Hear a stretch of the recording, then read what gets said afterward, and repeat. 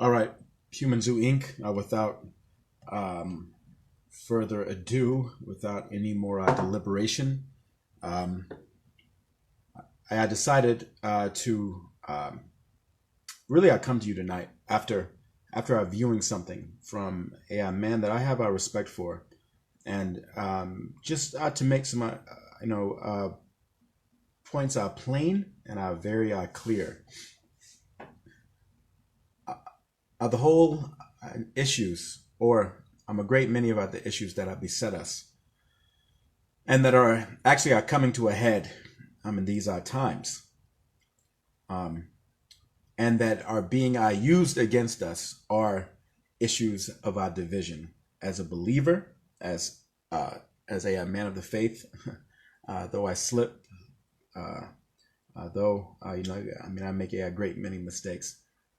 At the end of the day, the default should be scripture. We all slip up, or we lose our tempers.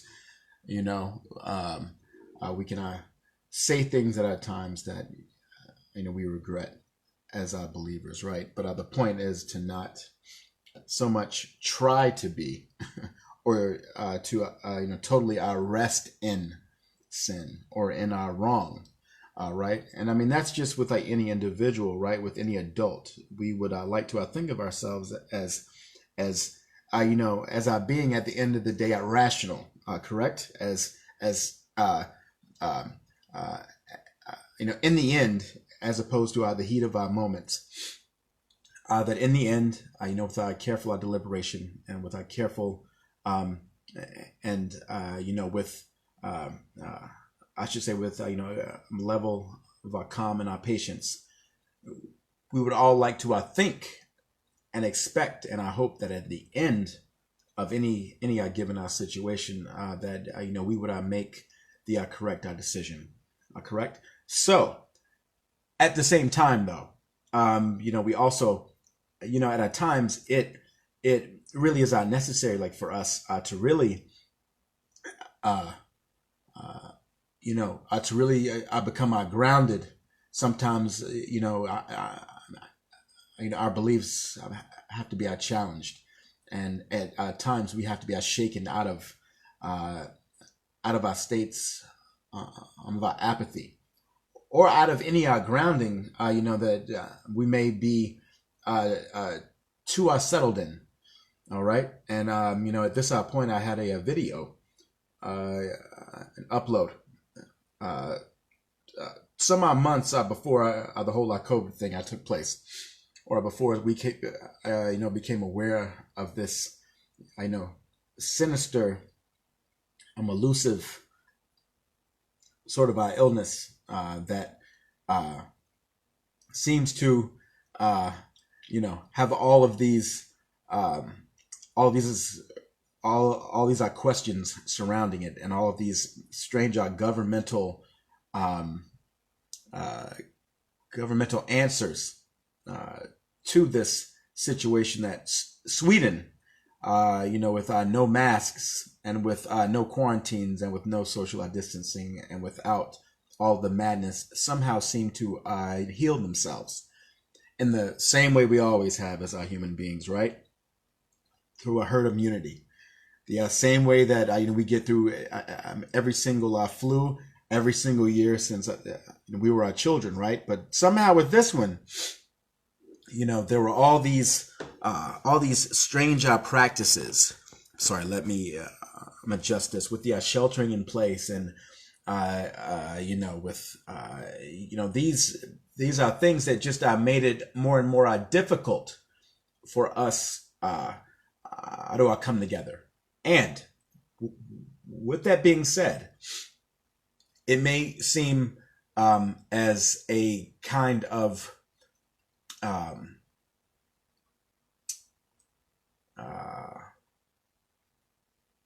the fact that I'm going to be discussing another group, it might seem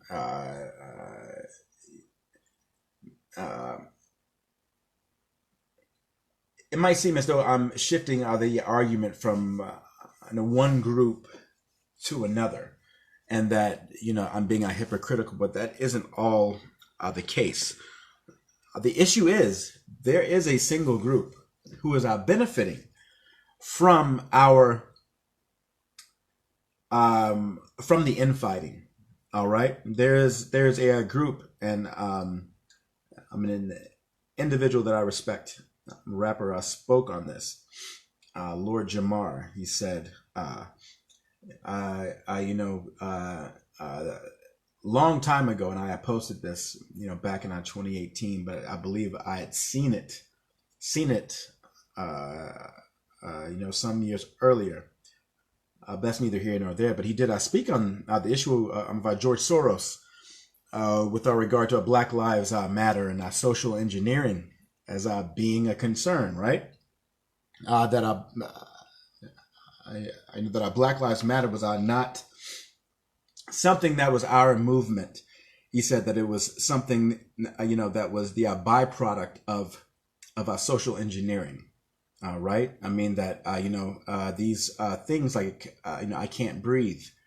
And, these are things that, I would not be born organically of the mind of someone seeking to lift themselves out of oppression, which is, what these groups are supposed to be about, right? I mean, about upliftment of a group.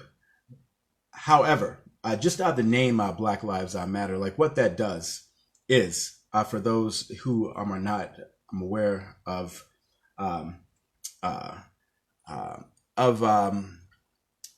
it's a Hegelian dialectic, right? So the average individual, they don't really have the ability to easiest way to say it is that people are thinking I'm not in terms of black and white. So so you get at the most out of our people as good or bad, right or wrong, which is a good thing, right? I mean, if our one is strictly for our good, and they know what the right approach is, if they're always about the good. But so, in and of itself, that isn't necessarily a bad thing, but it's easier for people to see things in black and white, correct? There isn't a lot of our gray area. There isn't a lot of strain, I should say, with our gray area, right? I mean, if we just think about it, the easy thing to do for someone who hasn't been exposed to a certain demographic and has always been told all their lives that this is a bad demographic, the easiest thing to do is to avoid them, correct?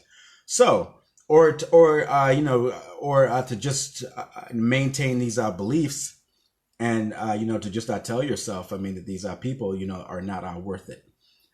That's the safest approach. That's the easiest approach. And when you take in information, this is going to be a key later. When you take in information from the news, from like Fox News or like whatever source, generally, we are accepting and search for news, or whatever we consume that actually fits into the narrative that we were raised with, right? Something that is comfortable, and that is that suits a left-right paradigm, right? So this is the point that I'm getting to. So it's easy, to form things along the lines of a black or white, of a right or wrong. Also, when you literally have a group of people who are quote unquote black and white, right? But we know that people are just shades of red or shades of brown, right? But that sort of motif, that juxtaposition of the black and white, it fits out very well with the races, correct? Okay, so my point in bringing this up is you have the left-right paradigm, right? Sure, we have our green parties, and without regard to our politics, like we had, have some really brilliant men, like Ron Paul. These are other options, right? In general, when does Ron Paul ever win, right? He can win a congressional seat or something of this nature, like Senate. But when do we ever have a president who is, a third party candidate, or however it's termed, right? When do we ever have a Green Party candidate, right? And when do they ever receive that much press? Like, it just doesn't happen, right? That's because it's easier for the average American to think Democrat or Republican. And as we are seeing now, or as I know people should be seeing, you have these groups like QAnon saying that Trump is, really is pretending to be, for the elite, but he's not. He's really for us, and he has to do all these things, to sort of fight for us in the position he's in. That's something that I'm not going to go into. I would even say, and it, as far as I'm concerned, and this is something that I'll be bringing up later. Trump is himself saying that he is going to use the military to administer the vaccines. So at this point, Trump, he may as well be for Bill Gates. He may as well be for the elite, the establishment, the deep state, whatever you would like to refer to it as. However, I'm going to speak to what it actually is. All right. And that's something that people just do not do. I've seen very few, and the people who do, these are brilliant people. And I'm going to be referencing at least one of them in this upload, correct? But without further ado, let's just really get to it. I've not decided what I'm really going to name this, but the idea of, I would say, really the white man at this point. I'll show you the line about thinking at first, because as much as I really want to give you this in the sort of a passionate rendering that I think some will need, to get out of their programming that they have and had all their lives. At the end of the day, this is a situation that is probably best broached in like a more calm, systematic way, right? So that's what we're gonna do. So I'm just gonna give you the initial thrust, and as everyone listens, you can hear that I'm much less wound up than I probably seemed at the time, and it is a shame that I would even have to mention this, but I don't, and I can say this truly, this isn't just me saying this.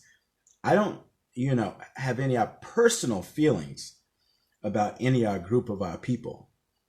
As a matter of fact, the way that I grew up, I'm more probably comfortable, I would say, in the suburbs as opposed to the inner city. Right? So with that being said, let's just get into this. All right? I said going live at 9-ish. Look at the real threat. Look at the real threat, white man. Stop acting like an N. All right? And I said this, I'm upon viewing someone, and I'm going to show you, I have respect for this man. I don't hold all of the beliefs, but I have shared his work consistently for years here, and this has to do with our First Nations of this land. actually being the true children of Israel. It's like Glenn Beck, a conservative sort of guy, just right? about after 1900. I have a respect for him. I go back with him, right? Pyramid of Giza, the slope is 51. And like, we're just going to listen to a bit of this because I really want to go into all of this right now. But I just want to show you the point, and there's also a point to be made in this. 8 degrees. Let's go back to the earthworks. If you measure the line that goes straight through the center of the structure, right here, and then you go true north, it's 51.8 degrees. That angle is exactly the same angle as the pyramids of Giza. It is the same math, the same calculations as ancient Egyptians. Let me show you one more connection. In 1860, David Weyrich, he's a guy who surveyed the... Now, I was like, who was in ancient Egypt? For anyone who is a Bible believer. We obviously know that the ancient Hebrews, or that the Hebrews actually became a nation under servitude. So it's like during that period, it started off with Joseph and his brothers, and their father Jacob. So they had 12 patriarchs with their father Jacob, and they became actually the nation that they were in Egypt. Under eventually a hard bondage, from a position of favor under Joseph to a position of a hard bondage much later. Newark earthworks. He was digging into a mound near those earthworks, and he found a wooden coffin made of oak. They opened up the coffin and found a skeleton of a man holding a little box. It was about 8.10 inches in size. The box had been cemented shut here. This, by the way, is sitting in Ohio. Well, he opened up the box and he found a little man inside, a little black stone. They took it to scholars and they looked at it.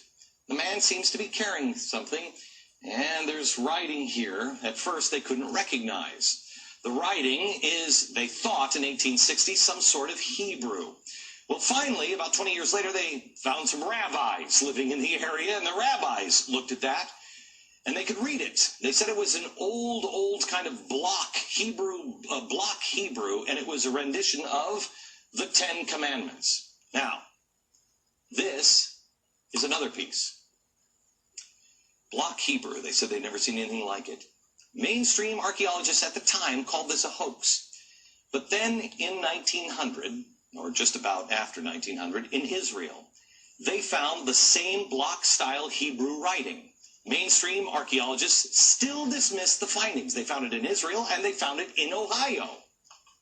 But there was another stone that they found that they couldn't argue. This is the Bat Creek stone. It was found during the course of an official Smithsonian evacuation. The Smithsonian didn't understand the meaning of the writing on the stone. They thought it was Cherokee, since it came from Cherokee country. They didn't realize that it's actually Hebrew. They had published this originally upside down. They threw it in a box at the bottom of the Smithsonian, put it in the basement. Many years later, a scholar took it out of the box, looked at it, and went, oh my God, it's upside down. It's Phoenician, ancient Hebrew. So what's going on here? What is that about? Where is that history? I'll show you in a few minutes, and we're going to have a conversation, and I'm going to show you some more things that the Smithsonian, science, government, commerce colluded to erase. Okay, I'm going to leave it, here. But this is someone who is at least familiar, with the fact that history can be, hidden. And that people, can actually conspire to keep our truths from people. Okay, this is a major truth, correct? So this isn't someone that I think is totally naive. So, this will make more sense when I really begin. I'll show you, what sort of set me off originally, right? So we see here that, Glenn Beck, and actually, and I mean, I don't want to make this as an all biblical. Everything is applies to our scripture as always I say, but I don't want to get too far into this because I really want to keep this. I mean, a certain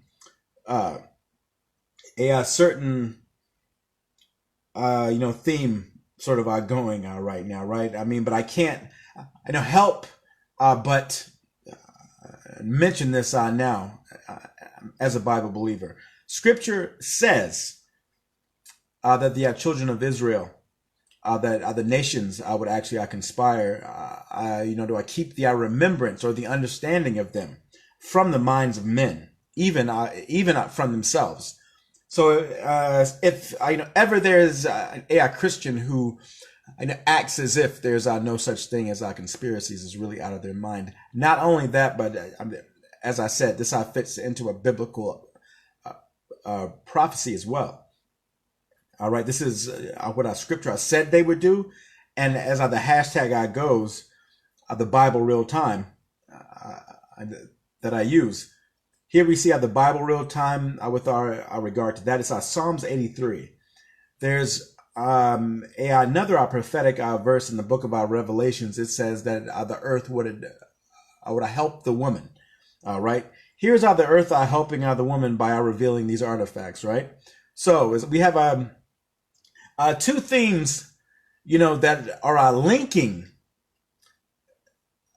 just like from this one source. Two things that are linking the First Nations of this nation to the book, right? And it's my contention, as you will see, that they are the true people of the book. That again is not something that I'm really going to go into in its entirety right now. I just want to give you like an overall sort of understanding or a direction for like where am I trying to go, because if I had to go into like every nuance, every detail of this, I would miss the thrust of this, right? So the overall thrust and the concern. We'll go back to this because we've seen that I have a respect for this man, right? I mean, this isn't someone that I do not respect or that I have some type of issue with, right? Let me just adjust a little bit, right? But I really want to get to this, and I should say the point and the frustration here is really more of the setup. And as we see, this is someone that I have respect for. This isn't a man that I think is simple. And I mean, that is really, what frustrates me, right? It's the fact this is not a simple man. Glenn Beck is a highly accomplished individual, which, he has insights that are beyond, I would say, the average individual, right? The average individual probably, comes home, watches Glenn Beck, right? So, the point being is that I expect more from him, right? So I'm just going to get into what set me off a little bit here, right? I mean, because when you see a statement like this, it's without our context, you're going to say what is this guy? He's crass. How dare he? I need everybody to, I'm really sort of, and the reason that I'm coming at this in, more of a subdued way, in a manner, is that, I understand that, these things can inflame tensions a little bit, but the point still stands. I said, look at the real threat, white man. Stop thinking like an N-word, right? So we're going to go into what he says. And it's very key because he's making points, but you're not looking at the real threat. All right. And my point with this, before I set it up, is that a lot is made of the violence in Chicago and in places like that, right? There's a lot of history that goes into that. There are a lot of, there are a lot of, what would you say, circumstantial there, or I'm extenuating circumstances, that, are not, as we said, right? Like people are like sort of simple, right? Which is like why they can be manipulated, with other, with the black, white, good, bad. If Black lives matter, then that means that white lives don't matter. Even though there are people who cannot break that down, that was designed to cause people to like have the reactions that they have. Right? Someone who is extremely slick came up with that.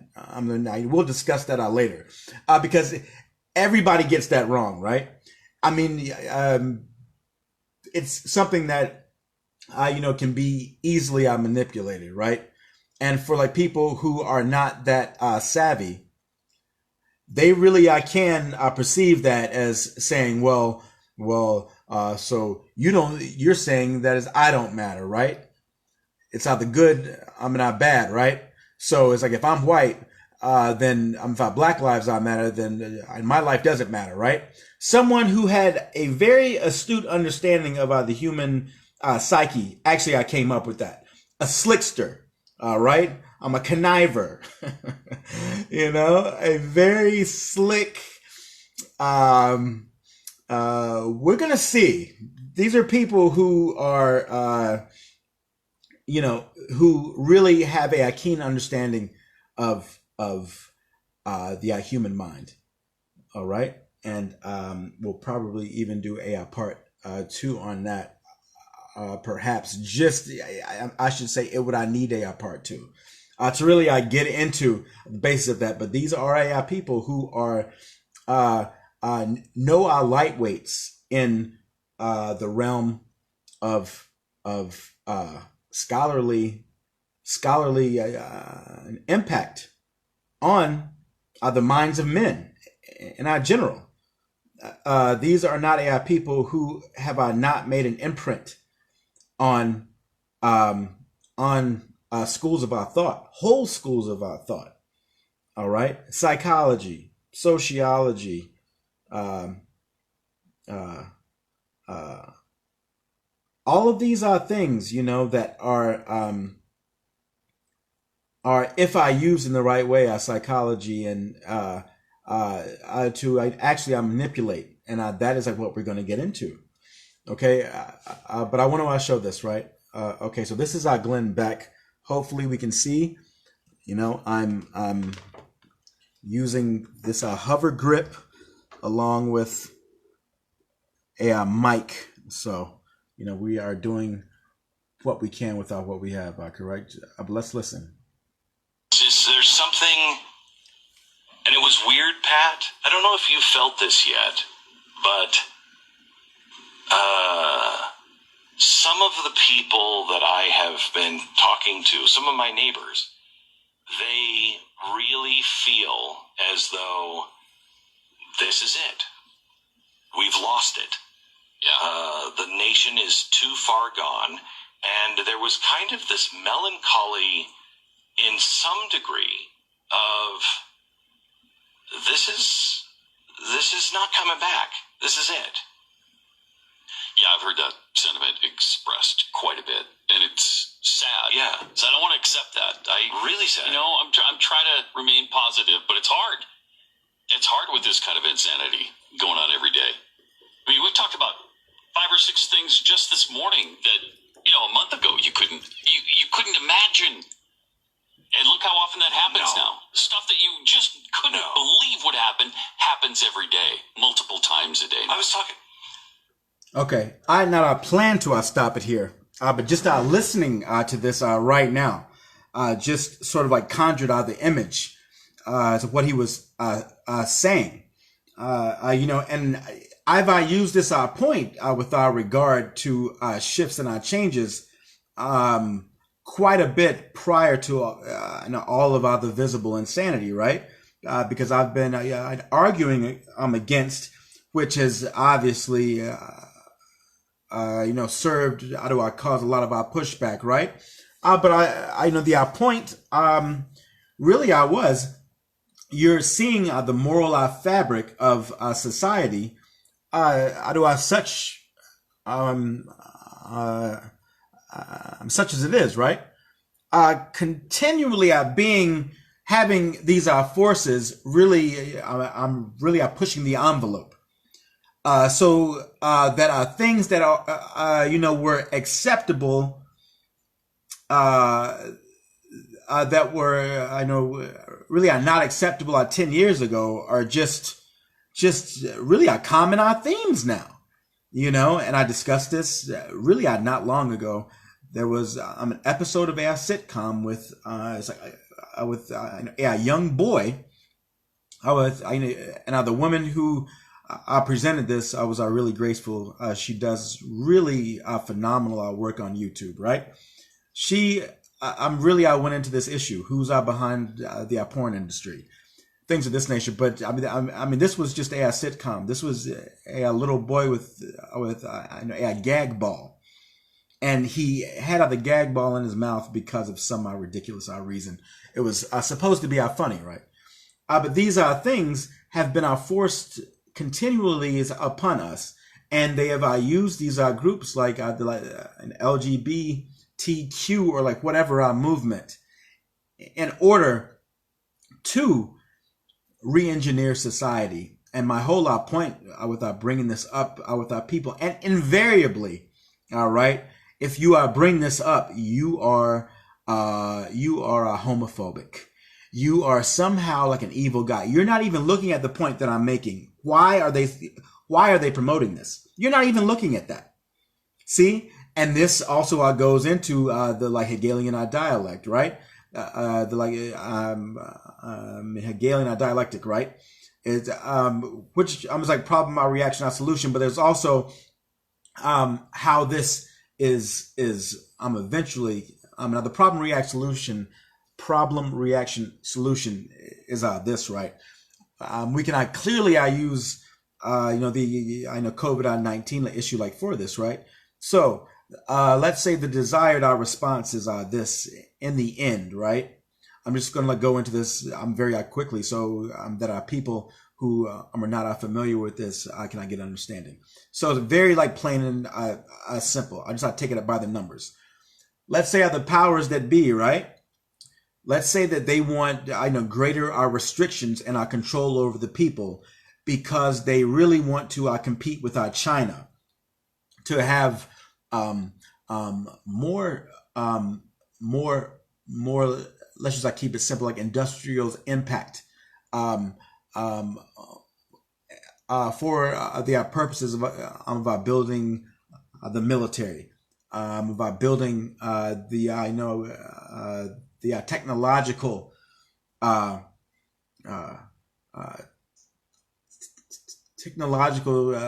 infrastructure, the surveillance state, to be able to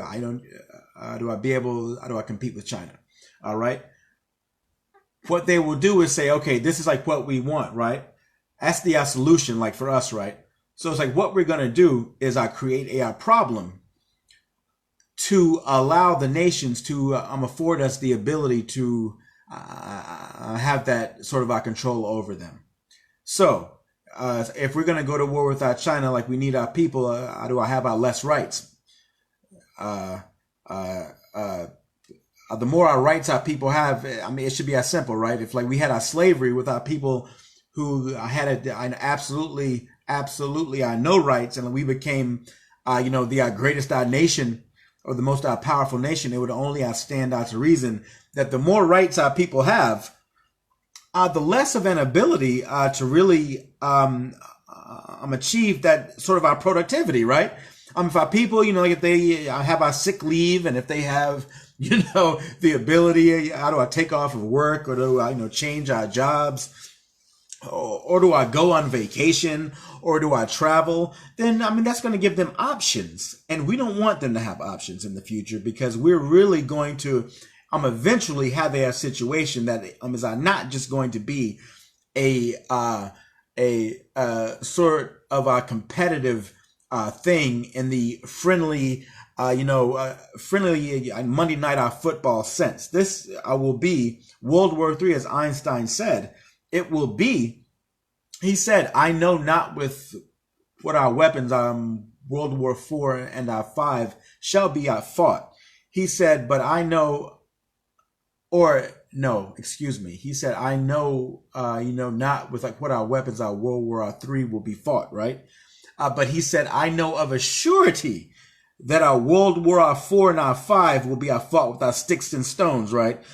Because it's after our World War III, it will truly be the war, how do I end all wars, right?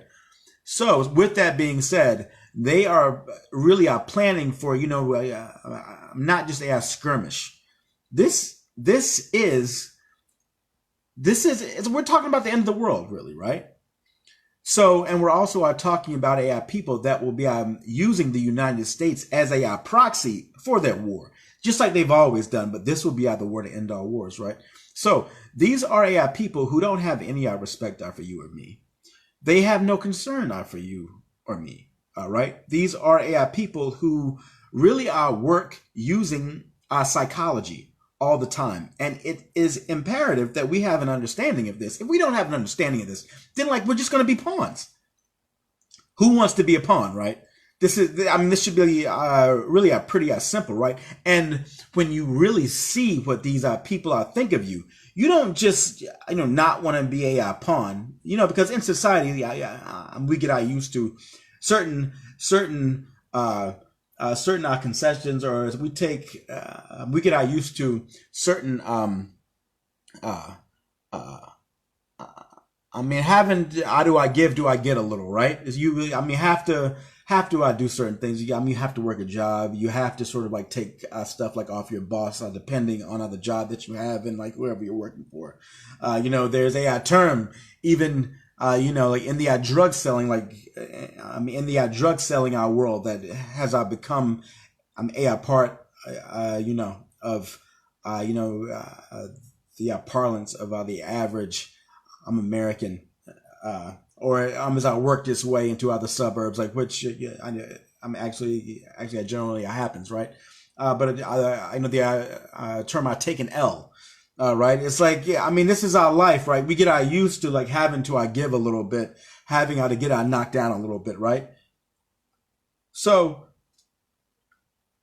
but with these people, another point that I was making is that with these people, it's you're not just, when you see what they really think of you, you don't want to go anywhere near them. It would be would you rather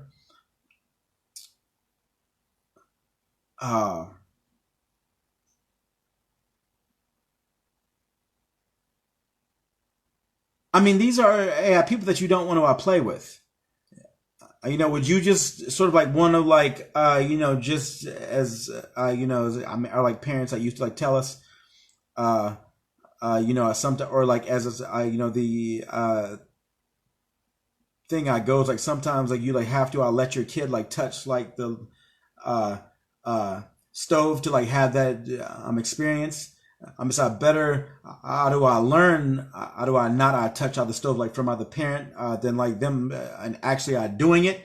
But sometimes you have to get burned in order. How do I learn? You don't sort of want to even kind of get burned by these people at all. You don't want your hair singed.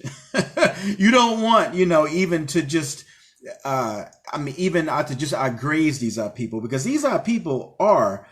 When you see what their most quote unquote holy book thinks of you, you're going to see people who you really should be deathly concerned about. However, society has really taught you that these people are your best buddies, which is a part of the psychology, right? And which is frightening, and which is really going to go into this point, right?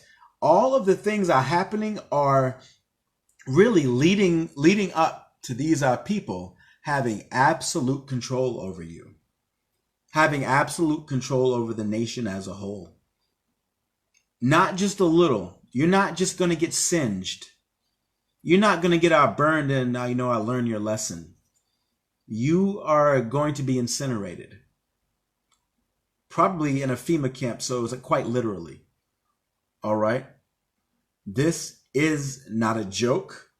This is not hyperbole. This is not me being over dramatic. All right. There are times when, you are posting, you want to get people's, you want to really get a reaction. And, these are people who, have the means. They're not speaking to other people using Facebook and a hover grip holding a phone on an improvised improvised mic that they have on a table. These are people with means, right? Means to outreach people. So if, at times it would require someone, I've had people say that, you're being alarmist. They were saying this years ago, and here we are now. All right. But I don't want to get too far off. But I want to show you, and the reason for this is that these things are incremental and all a part of the overall strategy, right? So with COVID, you have to understand, because it's difficult to explain to people who only get a black or white, right or wrong sort of perspective, right? These are people are playing chess, not checkers, as they say, right? So these are people, they can be working along several lines at one time, which takes me out to this, right? And I'll show you something, by someone who said things like we're going to be sort of occurring in this way that can only be described as 2020, right?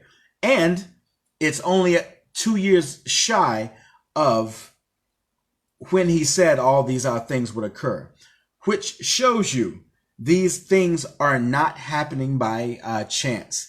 This time that we are living in, it was all planned. All right, all the confusion, all of this I was at the point, and the reason that I wanted to bring this up, and the reason that it led me to discuss these things, right? The fact that they want our greater control. So let's come up with a virus that really isn't even as bad as the average flu. Use as a pretext to keep everyone on lockdown, and then after everyone is locked down, have an incident that is blown out of our proportion, and then have people riot. And there has been information, lots of information showing that there were people that this was very well organized, and I'm not synchronized in certain ways as to make these riots more efficient, more and even with the greater level of precision, with having people come from outside, and even with trained people like Antifa, who are actually it's an Israeli color revolution sort of style, as Harry Vox has discussed. These are people. This is social engineering, right? So even with these things, even with the precision strikes like we're seeing in Chicago, with people shopping and vandalizing and looting, even with these precision strikes, and they are, people would have to be out of their minds to actually believe that these people are just taking over our police stations. That these people are really that savvy, and really have, especially in an age where we have the most militarized police force that any generation has seen in this country, to have the idea to even entertain the idea that these people have had in and of themselves the ability to just take over these precincts, and that this is not staged, or that they have not been allowed to do this. For anyone to think that, they would have to be out of their minds. This is a nation who takes over whole countries. Do you really believe they can't stop the citizenry from participating in these things? These things are being allowed. They're being staged. These are all things that are acting as a pretext for the military to come in. And as we saw, that was, I know, became the response, in our Portland, correct? So after all this was happening, and the police stations were being taken down, by these, these highly skilled rioters that were just, really, come on. You really can't believe this, can you? You really have to step back and see how you are being manipulated.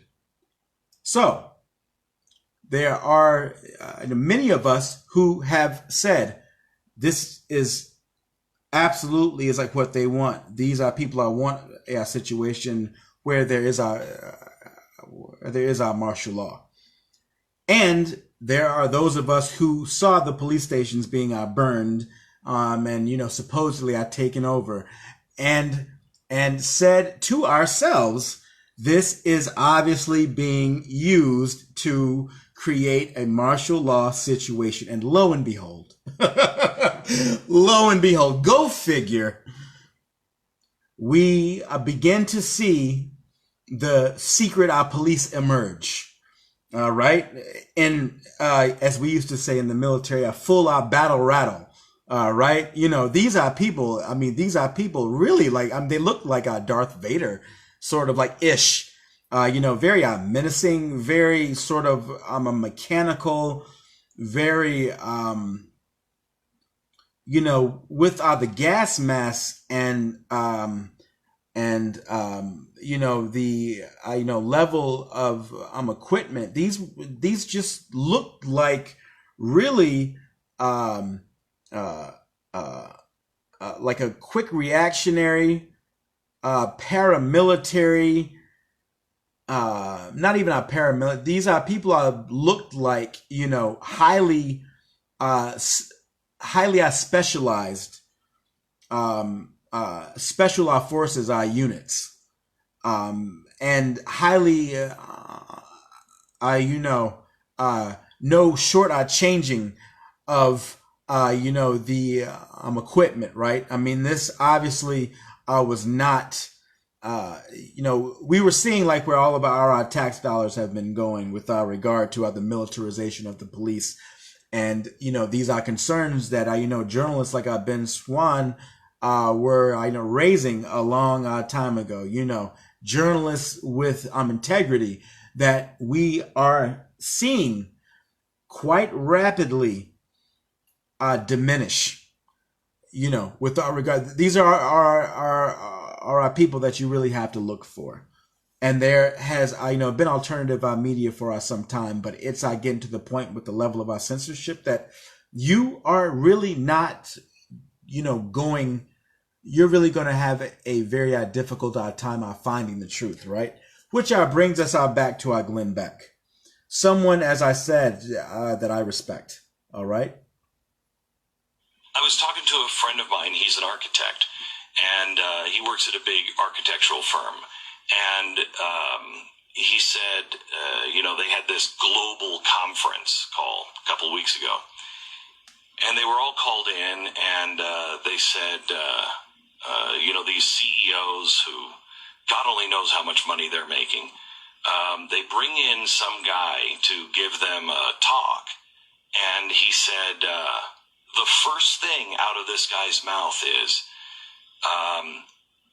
if you can't agree that everything you know and have been taught about America is a lie, that's your white privilege, and we can't move forward until you get past that.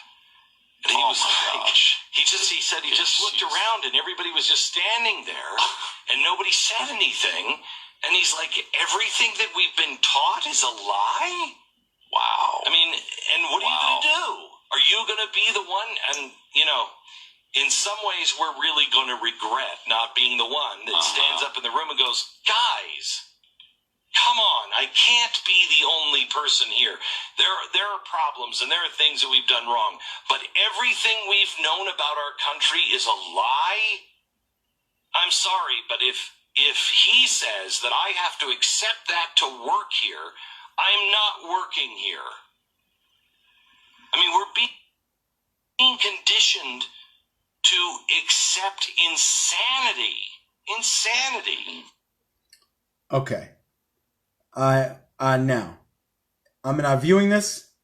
I'm thinking just, in our terms. Like I had the image, right? But upon our listening to it again, I certainly see the point, right?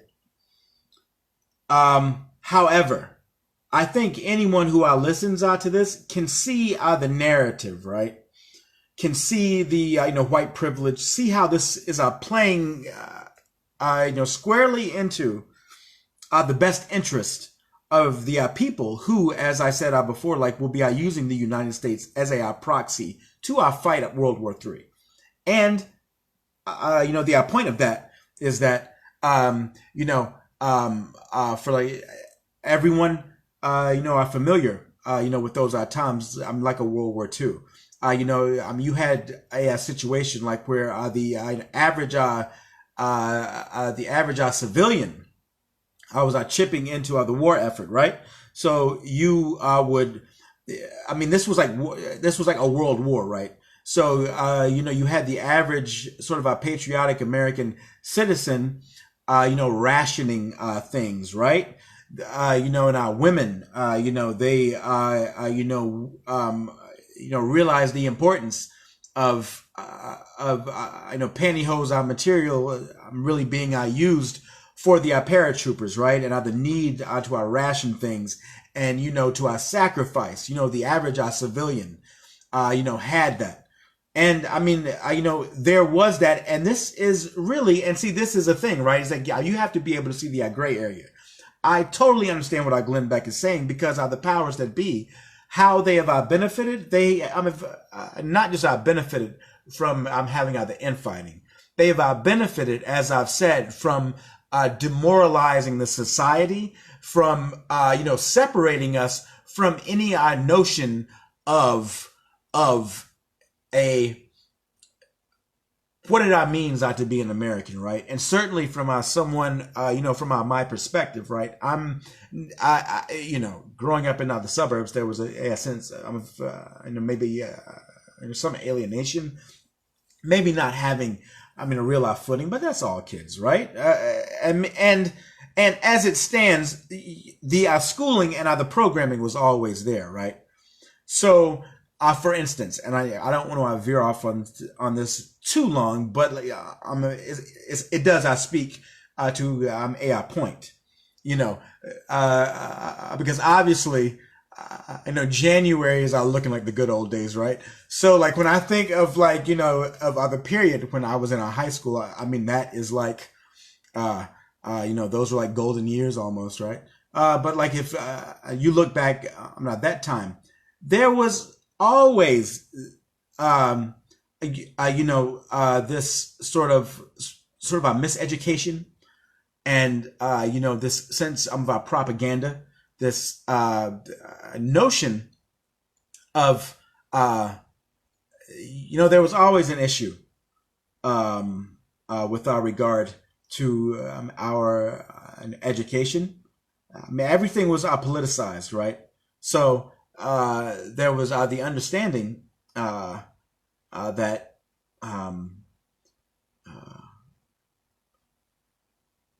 certain concessions had to be made to the descendants of our slaves, and that we needed affirmative action. All of these are things were being utilized, while at the same time, a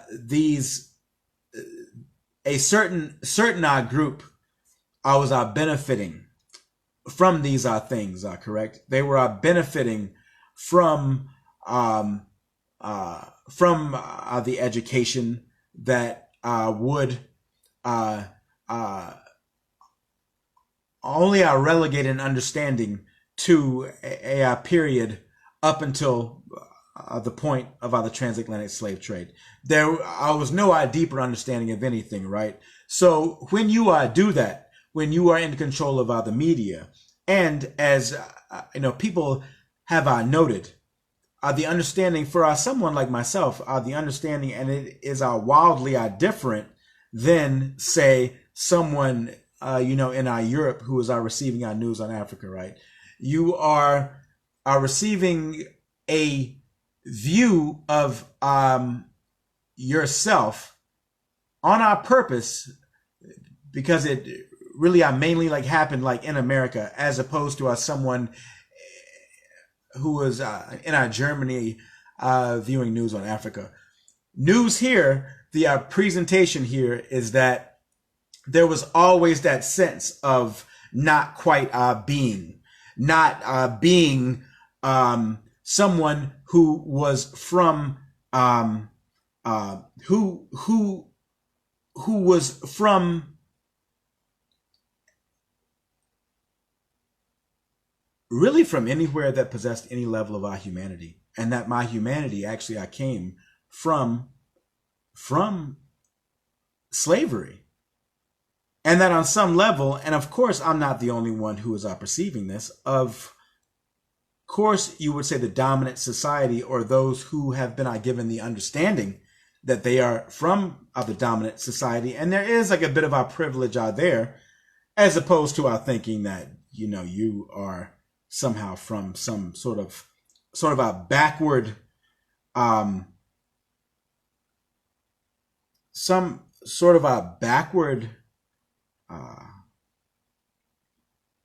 reality that was attached to your humanness.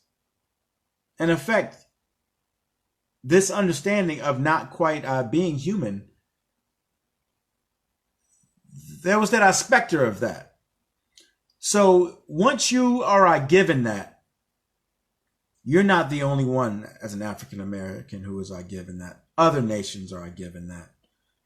And you, at the same time, like our Black Lives Matter, that was sort of affirmative action. Yes, there were instances where people were being held back, sure, but there were also instances in earlier times, and Dr. Umar discusses this, where our people had factory jobs. Jobs were not sent overseas. Things like this were designed to purposely disenfranchise our people, to purposely keep our people. Certainly, there were people of the powers that be who were benefiting from this, but overall, these were situations that were keeping the country divided, and it was done with a purpose, right? So, with all that said, there were always issues, and there always have been issues. There have been propaganda wars. There have been instances of social engineering, even just with what we saw on the television, that made its way into the news, into our sound bites, into our education. So, we've grown up with these concerns. They're not new. The point is that they are coming to a head now. So when I hear Glenn Beck speak of somehow, because I'm telling you, this is what the average person would hear. When we hear, we can't move forward until essentially you acknowledge that everything you have grown up knowing is a lie. What they're hearing is like a Black Lives Matter. If Black Lives Matter, then and the white lives really don't matter. Do you sort of see the same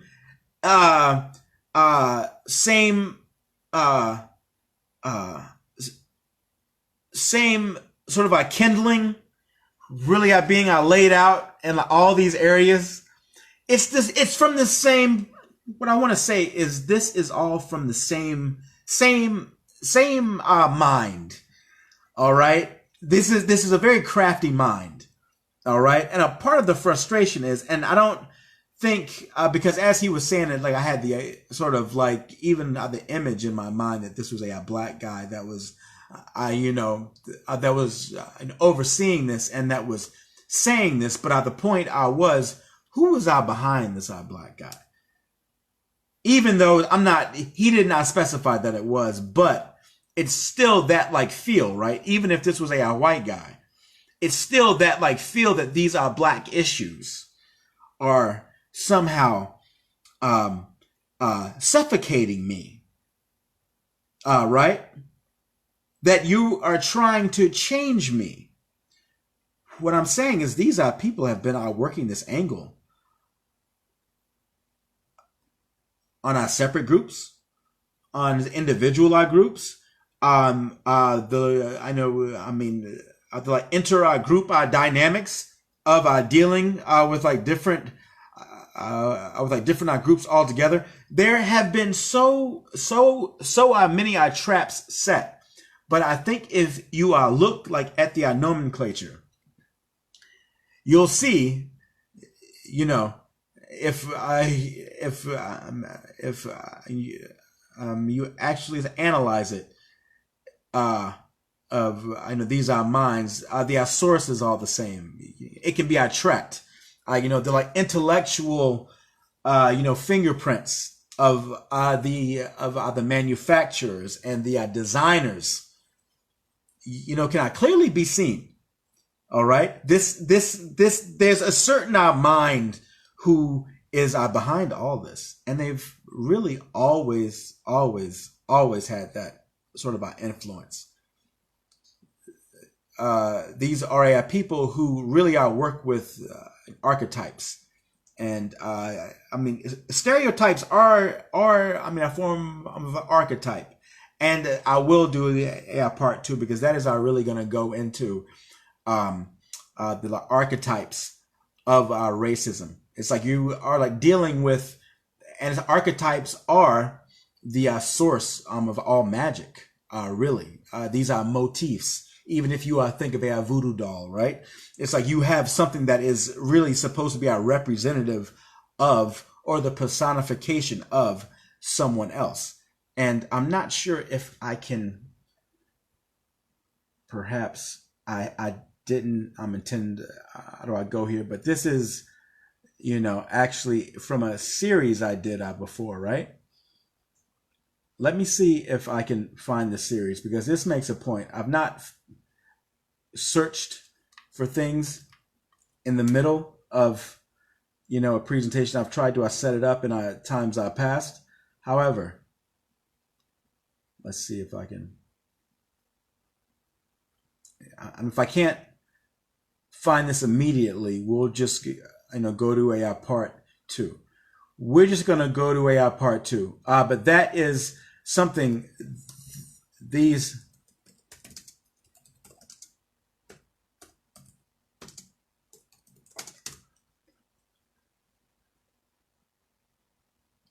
I really wanted. If I can't find out this one immediately, we're just going to go back to it. Here we go. What we just saw, and I had a series, and it would make it much more clear if I was able to. One nation under mind control. We'll see if we can find it here. There we go, folks. Look at that. Okay. So, I really want to go into this as opposed to making a second one. I really want to go into this now, right? It's a little out of order, I believe, but there's only a few things to really go into, right? This is, and we're just going to go into this and we're just going to shoot from the hip.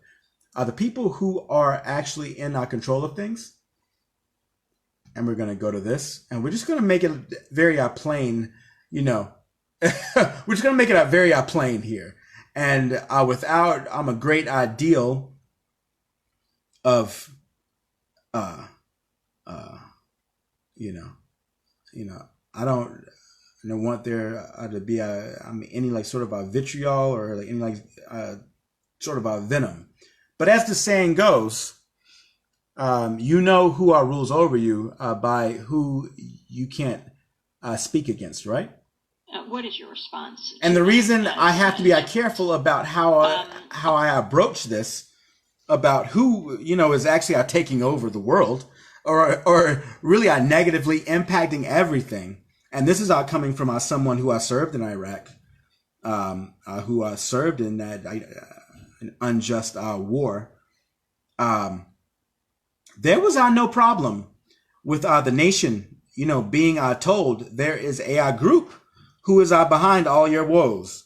There is a group that if we do not stomp them out now, that they will be, the greatest an issue for your children, for you, with regard to the integrity of your vessels.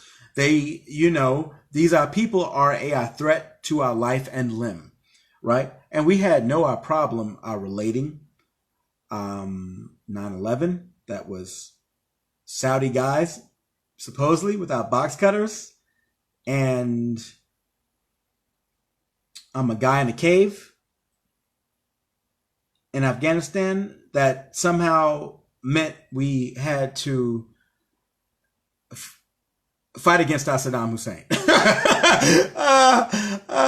We didn't have any issues with that, right? It was hey, look, these are dark.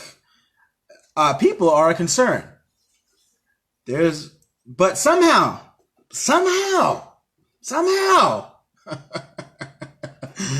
if we ever even think of coming close to mentioning a specific group, it's like you don't just treat them with like kid gloves, as they say. These are people that you had better not say anything. These are people you better. Did you breathe wrong? Like when you mentioned, was there a strange inflection in your tone when you said, when you said bagel? Did you say it in a way that was anti-bagel? I'm going to play this. Former Israeli minister Shalomit Aloni. And I just want to say, as a brother who, if I were to, say like watch our Fox News say, I would hear terms like thug. I would hear terms like go dribble. And I'm just supposed to sit there like, I don't have any PR, so I just gotta hear I'm a thug. And really, they're not saying nigger, but they're calling me a nigger when I hear thug. I know what that is. I'm not stupid. And we all know what that is, And it's like, that's the thing. It's like, we're going to get, we're going to get out through this. We can't act like niggers. And I'm speaking to a white man in particular. If you will recall what I said, stop acting like a nigger. We're going to have some sense if we're going to get over this. And we are going to all have to work together.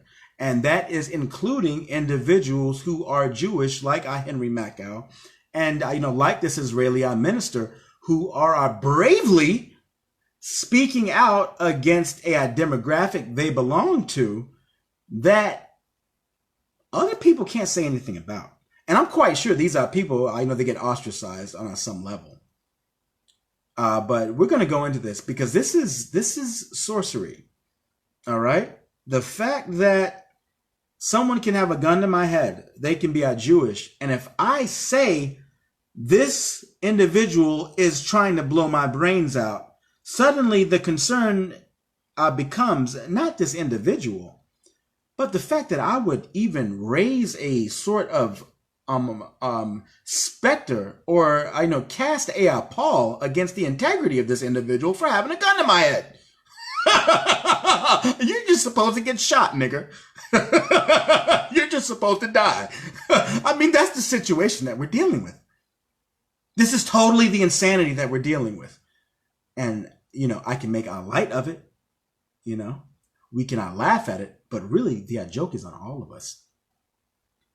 Not just on me. And as you'll see in this, and as you will see, I really fight for our First Nations, even though, and we're not going to get into this, I understand that they are according to scripture in Israel, and that I am according to scripture. As scripture states in the book of Ezekiel, the heathen shall know that the children of the Most High went into captivity. All right. So I'm just out letting you know, but we're not going to go into that. Right. I'm not even a fan of my people. I would rather I deal with, my people are from the continent. With that being said, I fight for, First Nations all day, and I understand it when they say I land back. I'm saying because I'm looking at this as a whole. These are our people. I'll take a bullet for, right? Probably before my own tribe. I mean, most certainly over a lot of our people of, in my own division, I should say, of Zion, right? When they say I land back, I understand. At the same time, it's like me looking at the situation. I want you to take your land back, white man. I need you to take over, because soon these are people who are really in charge. As I said before, you are dealing with a people who are not to be trifled with. And the thing is, you are trifling with these people. You have empowered them. We are all about to starve if you don't man up. We don't have the infrastructure. We don't have the, and really, that's going to be my point here too. You don't really have it like that either, white man. So we're really going to have to work together. All right. But the point is that these people are cutting off the food supply. This isn't a joke. This isn't me exaggerating. These people are not just cutting off the food supply. New York City is a ghost town. Do you understand what's going on? You have an economy with no means of generating. In effect, you got. A strip mall that may still be open. JCPenney is shutting down altogether. How many times do you have to read about the retail market being in a state of the ultimate collapse? Retail apocalypse. Well, everybody is out shopping on the internet. How much longer is everybody going to be out shopping on the internet when nobody has any work? Nobody has a job. Food isn't reaching the grocery stores. How long do you think this can occur? That's the point. Oh, well, are you saying that how long do you think this is like us living on the East Coast and saying we're going to take a family trip to California to see our grandma with half a tank of gas. We're rolling on fumes. How long do you think this can occur? Before total, absolute. You're talking about, beyond our Thunderdome. How long do you think this can occur? You're living in a fantasy world, and that's where they would love to have you stay asleep. That was a line by Zach De La Roche. I seem to recall when I was in high school. Disney bought the fantasies and piles of eyes, and something out of the trials gone live. And while they strain to pull out the blood from their mouths, they force our ears to grow deaf to the screams in the South. Something like that, right? But that line, Disney bought the fantasies and piles of eyes. and Disney bought the fantasies and piles of eyes. I mean, my gosh, this is what it's all about. This has, whereas I kept us asleep and programmed for so long is really this, our technological means of bringing our bread and circus, Roman style games into our living rooms that has programmed us in so many ways. Now in the woke era, we've woken up just to, in effect, be shut down, which is what's happened. Do you think it's a coincidence? Everyone in the world is woke. Everyone is waking up. Now all of a sudden everything is shutting down. Now all of a sudden they've found a reason to shut everything down. And you think that's a coincidence? You think you think that just happened?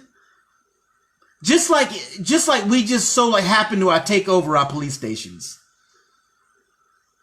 Because our millennials, they became suddenly a paratrooper, mercenary, special forces are trained. Get out of here, man. This is all staged. They're cutting your food supply. I really want to make that point absolutely clear. And for anyone viewing this, please seek our real news. Citizen, journalists, there is an individual, Ice Age farmer. Please view. There's the dollar vigilante. Please view. There's the last American vagabond. Please view. There's Helen of Destroy. Please view. There's Harry Vox. Please view. You're gonna have to go on other sites like BitChute and the like. How do I find these guys? And it's gonna be even harder in the near future. There are very few people actually discussing what's really going on, and you're gonna see why, right? But I'm going to get into this. I'm Amy Goodman from our Democracy Now! We're just gonna listen to this. Often when there is dissent expressed in the United States against policies of the Israeli government, people here are called anti-Semitic. What is your response to that as an Israeli Jew? Well, it's a trick. We always use it. When from Europe somebody is criticizing Israel, then we bring up the Holocaust. When in this country people are criticizing Israel, then they are anti-Semitic. And the organization is strong and has a lot of money, and the ties between Israel and the American Jewish establishment are very strong, and they are strong in this country. As you know, they have power, which it's okay. They are talented people, and they have power, money, and media, and other things. And money and media. Now, speaking of our sorcery, right? Everyone knows, and this is how they work, right? Through sorcery. I'm sure everyone has seen or is familiar with the concept because they have these in our films. One that comes to mind is American History X, right? And you would think, okay, this is a great film. It's teaching, about our racism in a really gritty way, and it's a great way of showcasing our racism. You're being programmed. You're being programmed because what do they sneak in with that? Right? They'll have a neo-Nazi saying these Jews, they control the media. You thought you weren't being programmed, but you were being programmed. You thought you were watching something that was edgy and that was really discussing, really these facets of something that in our terms of everyday society is affecting us all, and we need to discuss this. And this movie is really, you're being programmed, because in that film they programmed you to think if someone starts saying these Jews are behind or are in control of the media, immediately you may not even remember that scene in the film, but it's energetically that became subconsciously, you became charged through that film. And there are scientific studies that show that you go into, I believe it's an alpha wave state. So you'll go into a state where you are completely relaxed. It's almost like physiologically, it's like, having an opioid in your system, right? You become sedated. And in this state, when your actual brain waves have like changed, I believe it's an alpha state, you actually are like taking in things on a subconscious level. You're being hypnotized. So you may not even remember that scene in American History X, right? I believe that was the film. It was Edward Norton. It's like I went to the same high school that I went to, incidentally, in Columbia, Maryland. And actually, this goes on more to the point. It's for those in the know, certain people are educated about these things. This was a planned community. I was actually designed to. I have our people of all our races. I'm a socio, economic brackets. All are going to our school together. I'm not living out together. So I'm probably someone. I won't say I'm someone who can actually speak from a standpoint of really not being a racist. Really. Had someone brought up this, issue, or any issue having to do with them, I would have had the same knee-jerk reaction as everybody else.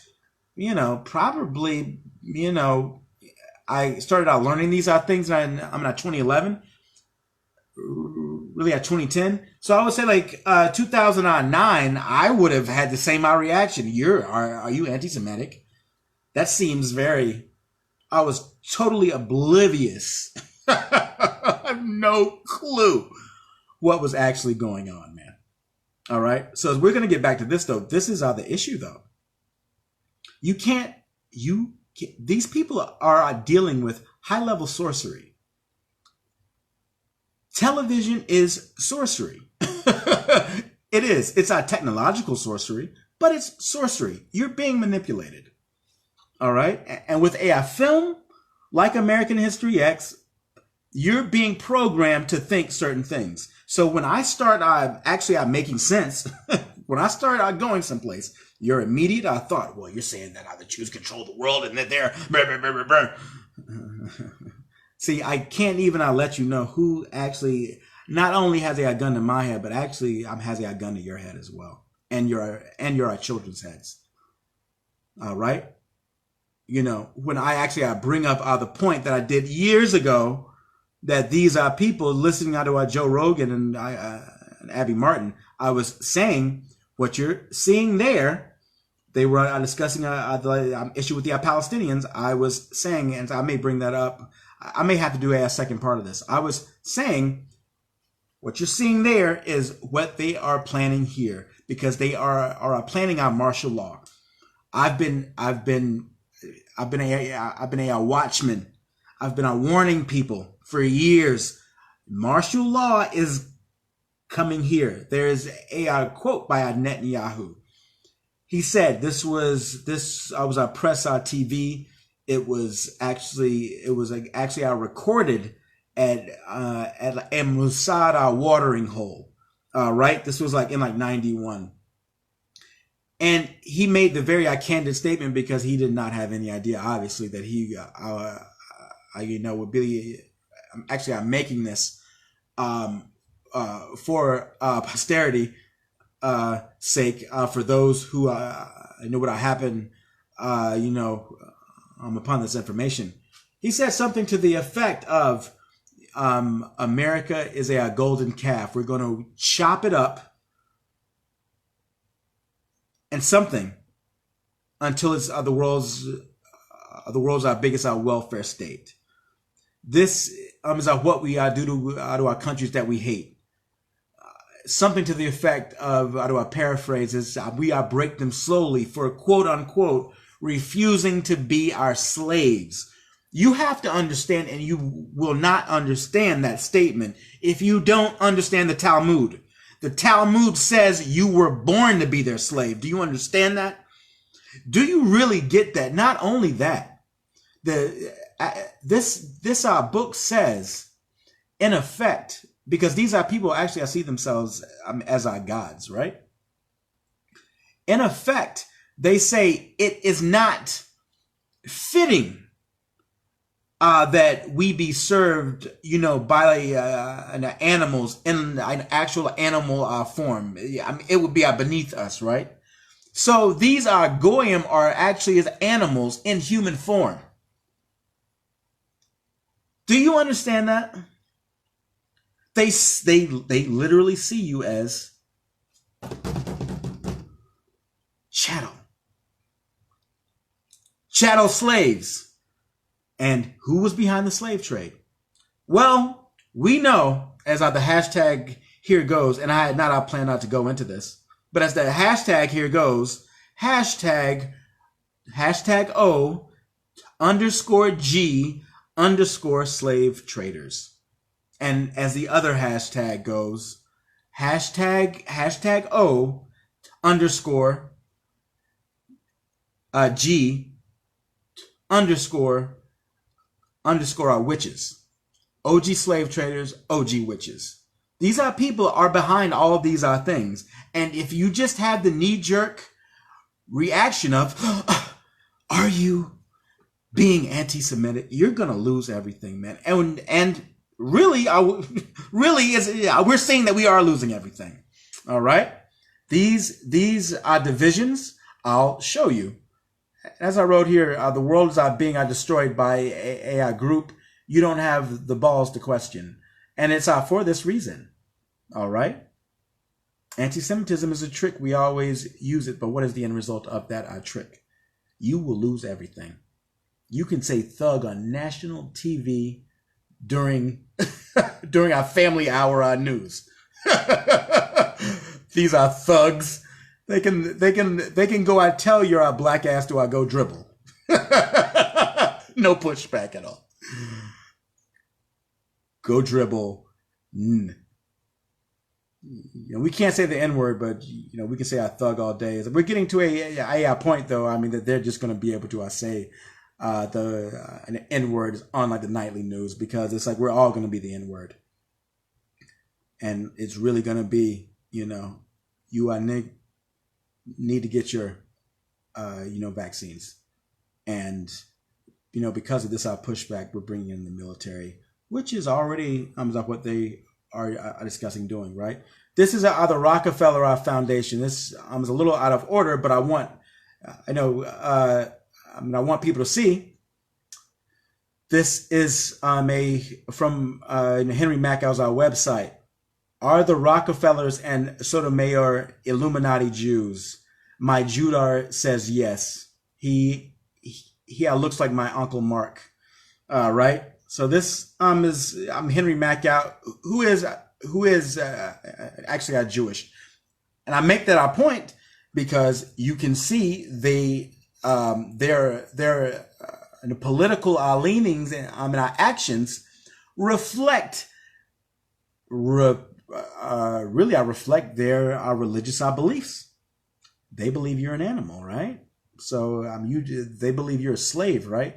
So what are you doing with the ability to be able to really make our decisions, to travel, to have our guns, we'll travel, right? Who are you to have the ability to protect yourself, to maintain the integrity of your vessel, to be able to seek out better opportunities? Who are you? Who are you? You're a goy. You're an animal. You're a slave. So you need to sit in your damn house. And, we need to have, a tighter restrictions on you. So problem, reaction, solution. So what we'll do is create a virus. This is one of the last remaining journalists, as I was saying. He actually, I wouldn't categorize him as a citizen journalist. He has a little more experience in the field. I would say professionally with regard to exposure. He has been featured on RT News along with Helen Biniski and on Press TV. And I hope I'm pronouncing her name correctly, but you can find her under Helen of Destroy. And this Rockefeller Foundation lockstep plan is is the reality that we are living now, right? We are living this, and the brainchild of and I love using him as a source, the Dr. Henry Mackow, best-selling author. I'm a one-time professor. I'm along with another, serious intellectual of note, and they have both chosen to speak on the Jewish situation. Surprise, because I know as our professors, they started to receive pushback from really with E. Michael Jones on the abortion issue. He was teaching at a Catholic college, and Henry Mackow, who was a professor, and they both came up in the 60s, obviously, and they began to see that through this experience, like they're like colleges, that there is an entity involved here. There's not just a school of our thought, but there is a school of our thought that is connected to a base, a demographic with a lot of pull, with the ability to get you fired without towing the line with regard to their philosophy. And it's like I was saying this before.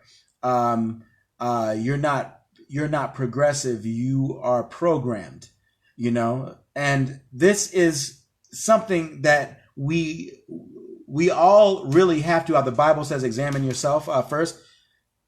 We have to look at ourselves and say, how have we been manipulated? Because we've all been manipulated. We are sitting in our homes in our lockstep because we've been manipulated. This is a time where it's, and as I'll show, that PC was given to us, right? This is a time where we can't be PC, where we're really going to have to look at things and say, hey, look, as I was saying at the outset, maybe you can understand, is to look, white man, look at the aspects about the nigger in you. Let's stop looking any place else, because there is a force here who actually have the means and the savvy to actually tell us both to go dribble. All right, these are people are actually behind what we were saying earlier with Glenn Beck, really lamenting this discussion that he had with some other people, and the other guy was agreeing that we're losing the country, and there's this sense that yes, we're losing, but I never see anyone. I always see, and that's the point, I always see people falling back into these traps, and which was the reason for the initial thrust of my, sort of aggressions, because how did I ever become your problem? And we're at the point now, there's too much information for you to be, even I directed in that way for a moment, but that's what these people do. All right, these people play on the racial strife, on differences, and after this we're going to get back to this, because I really want to show how they make fools of us. All right, this is social engineering, and we're just going to go into this. This is our social engineering. I didn't want to miss this. These are today's rappers, right? I grew up on Tupac and Kurt Cobain and sort of that whole thing. I was listening to Bjork. These were grown people that I was listening to. They may have been on drugs. They may have been a little misguided on something. I mean, in our hindsight, these were not people that I should have really been modeling myself after still, but nevertheless, these were brilliant people. The musician Tricky. I most certainly shouldn't have patterned certain aspects of my life around. All right, but at least there was some level of intellect there, right? What they have done is dumbed down the youth to the point, and they have used this I was saying an OJ witches, and I was speaking of archetypes. And at one point, these are the people who are, and I believe I had the hashtag, the hashtag Nicarization. I mean, I used Q's in that. All right. I'm not seeing it here, but this is like what they did, right? This is our sorcery. OG slave traders, OG witches, sorcery, the usual suspects. This is a rapper, Kodak Black. All right. What is this based off of? This is the Sambo imagery, right? This is a real life personification of a pickaninny. There's really no other way to say it. That's what he is. He's a pickaninny. This is American folk art come to life for your children. Jeez, Yassam. This is you cannot say this is just something that materialized in and of itself. This is a manufactured this is an archetype. This is it's like, I mean, as I'll read, I'm explaining here. Kodak Black. If you break that down, it's a camera. All right, we think Kodak as a camera, correct? And black. So he is, the camera, or a picture perfect. So he is the picture perfect black, or the image of the black that they want, which is the pickaninny. So they want the youth running around, black youth shooting themselves in this sort of a pickaninny old slave yassa sort of spiritual spiritual captivity. Really, this is truly our mental slavery. This is taking us even back into a time that really never was, but that was always, something that was in the mind shaped. And who is behind our blackface? Like original shows. I know Bud, the Ashkenazi, right? And they are doing this in the music industry. And I'm just showing you what they're doing in the music industry. They're doing nationwide. Scripture speaks of their sorceries. Revelations in 18 and 23. And the light of the candle, this is discussing, or is a part of the fall of Babylon at the end.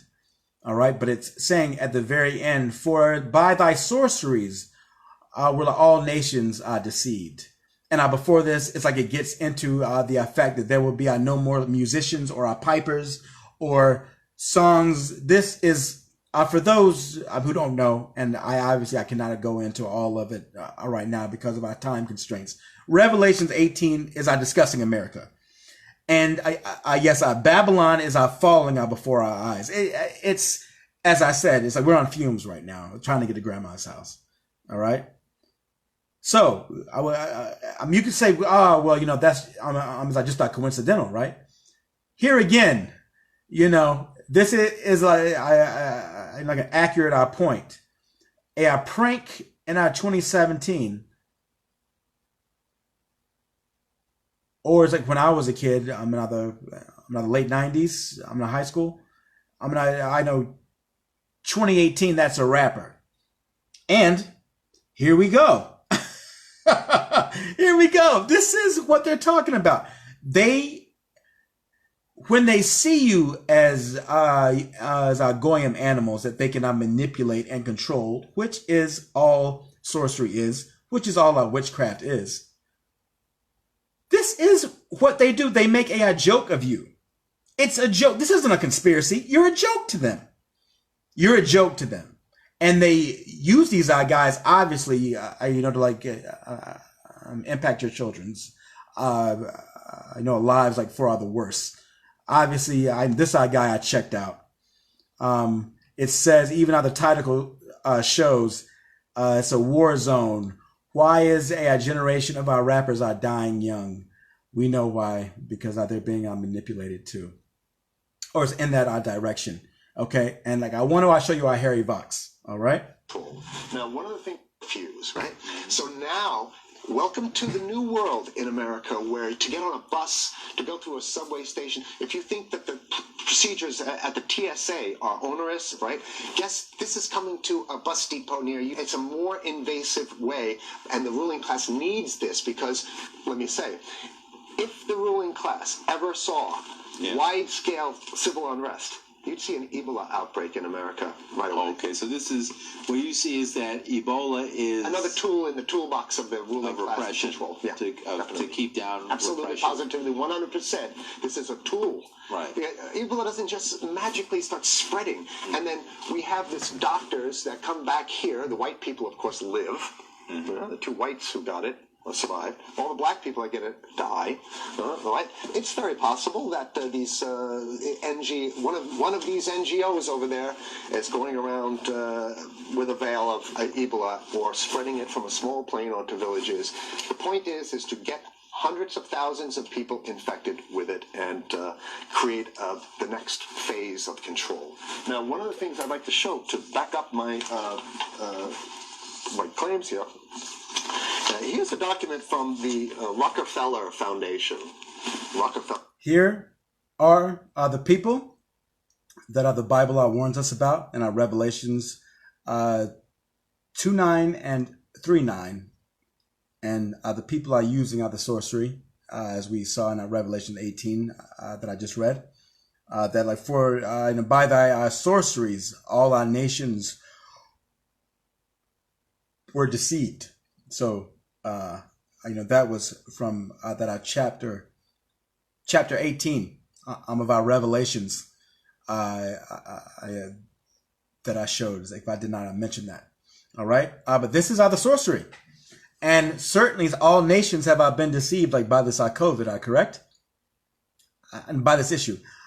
I'm not going to argue that that it is an AI virus. The argument is because we know that this thing has been tweaked in a laboratory, right? There were strains of other things in this thing, correct? So obviously I was manipulated, right? The point is that how serious is this? Is it worth shutting down the world over? Not in the least. Now most recently Sweden, as I probably said, with no masks, with no quarantine, they've beaten this threat that has served to shut down the entire world, by just walking around, and interacting with each other, and not living our normal lives. All right. Foundation right there. You can zoom in on that where my finger is. It's called Scenarios for the Future International Development, the Rockefeller Foundation. All right. Okay. Let's take a look at what they're saying here. This is something like a 50, 60-page document. I'd like you to go to page 18, if you can look at this up on the internet, but I'll read it off to you. It's called lockstep. Lockstep. And this is a phrase that I used right after 2001 when I saw the entire system of the United States, including the population, were in lockstep.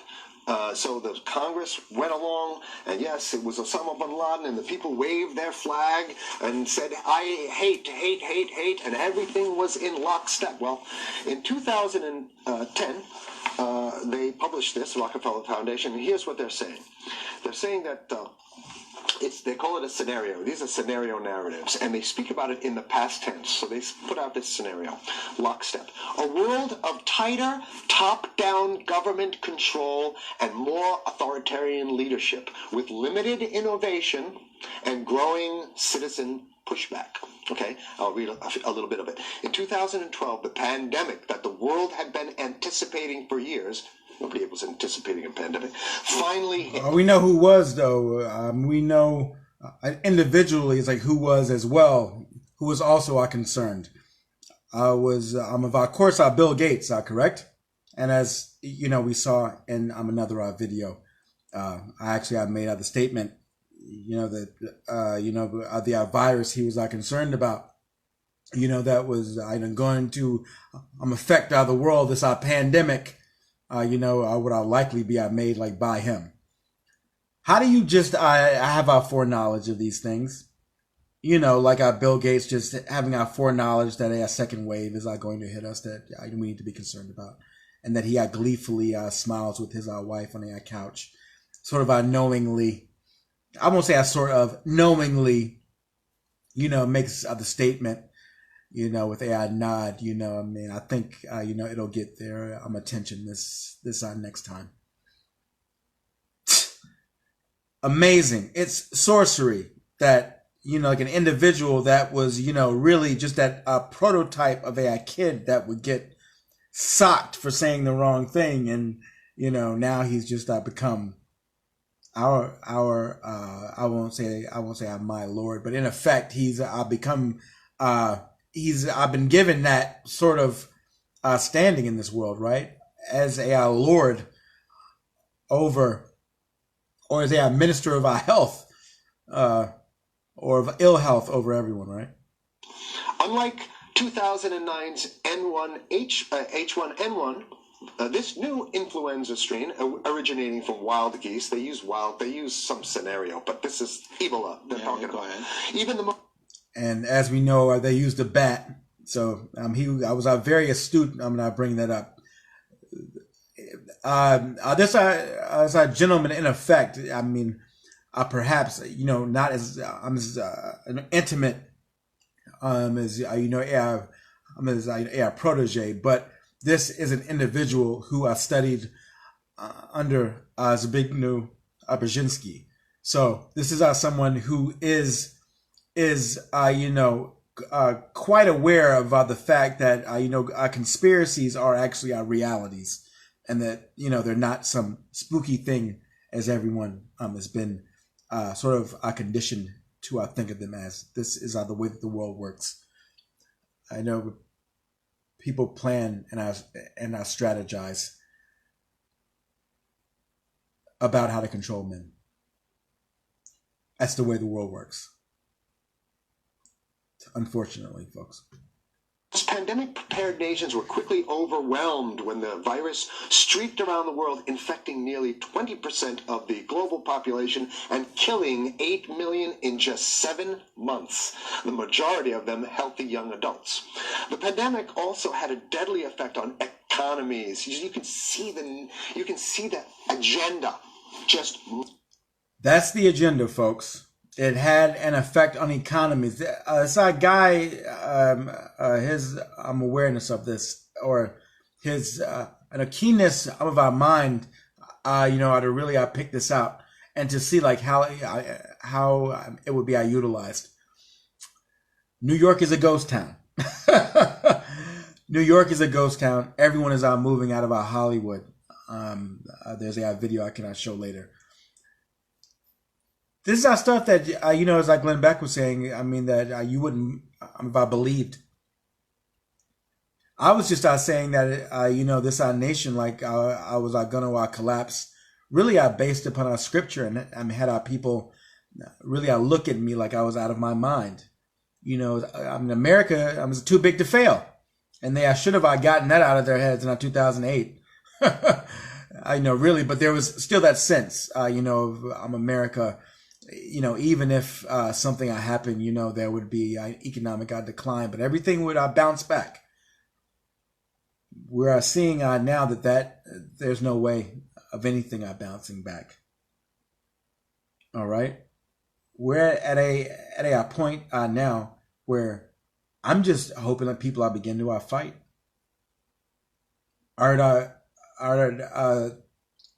Someone say.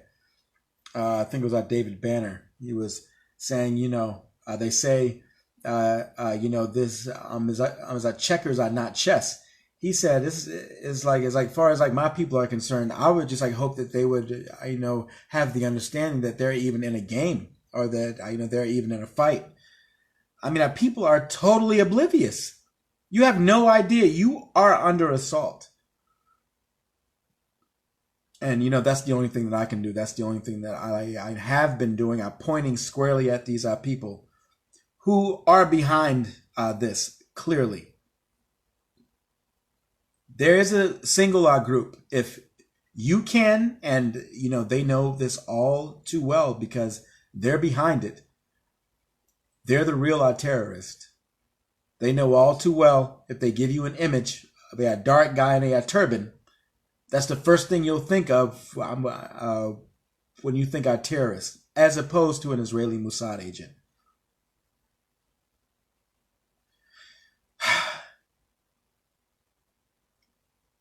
They present you the stereotype, therefore they know how to manipulate and use it.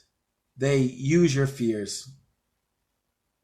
They use the backwardness that they have projected on you, and they use it as a weapon against you. The AIDS virus came from a monkey someone had sex with in Africa. Because as I was saying before, growing up under that sort of our sorcery and our programming, you'll believe that. You'll believe that. You believe that before you believe that America would, purposely create that virus in the lab. You believe those Asians really ate a bat. I mean, they had to work with that because everyone pretty much has a view of the Asians as as a superior intellect, a group to be reckoned with, certainly. So, they really had to go there without the bat, right? Without the bat imagery. They know what to do. As I was discussing with someone else, when there is the issue of our reparations, somehow you always, they'll present to you some Negro with a jerry curl and with our rollers in his head. That's the image that they'll give you, right? And that, image is like Glenn Beck being told he has to first admit that everything is a lie. When you give people that's an immediate knee-jerk sort of response, reaction, because it is our sorcery. That is the stereotype that they gave you, even an exaggeration of that stereotype. And as we've seen, exaggerations work for them. They elicit, the greater response, emotionally. They raise the tempers and the blood pressures of our people. This is what they do. These are our master manipulators. Whole schools of our thought. Freud, he was a part of the tribe. Correct? So these are by no means people who are to be underestimated, or who could be seen as they present our people. And unfortunately, we are a people, and I'm not sure how much of it is our conditioning or how much of it is just our people having something innate, something that is innate. Sorry, within us as a people, an inherent sort of a nature of a goodwill towards men, right? And I don't think that is something that is really can be denied historically. We're not a people. Certainly, they cannot present us as that on a dime. With our television, we cannot go from being a people who are submissive and slow and not very motivated, playing video games sort of people, to suddenly having a paramilitary sort of savvy and our prowess to be able to take over our police stations. They can change it on a dime. Do you understand what I'm saying? When you have this sort of apparatus around you, They formulate your reality. They tell you what reality is. They become your God. It's like, and I go back to this, and I'm like finding that, now. I think Chris Rock said it, the music, that you like in high school, that's the music that you'll like for the rest of your life, right? But I Rage Against the Machine. Right, Zach De La Rocha. He said, fear is your only God. These people are the one who are responsible, for your fears. And your fears become your God. And the God that you are submitting to is your television. The God you're submitting to is the one that they created for you. The God you're submitting to is their own ideals and aspirations for not only you, but your children. The God that you're submitting to is our death. The God that you're submitting to is our destruction. The God that you're submitting to is Satan. And I will approve that. All right. I think I'm most definitely going to have to do a part 2 of this because I'm intending for this to go as long as it did. We're going to have to do a part 2, but there are a group who are behind these quarantines. And this is something that, you can look at on your own, or I'll stop it here and we'll start again without the brilliant,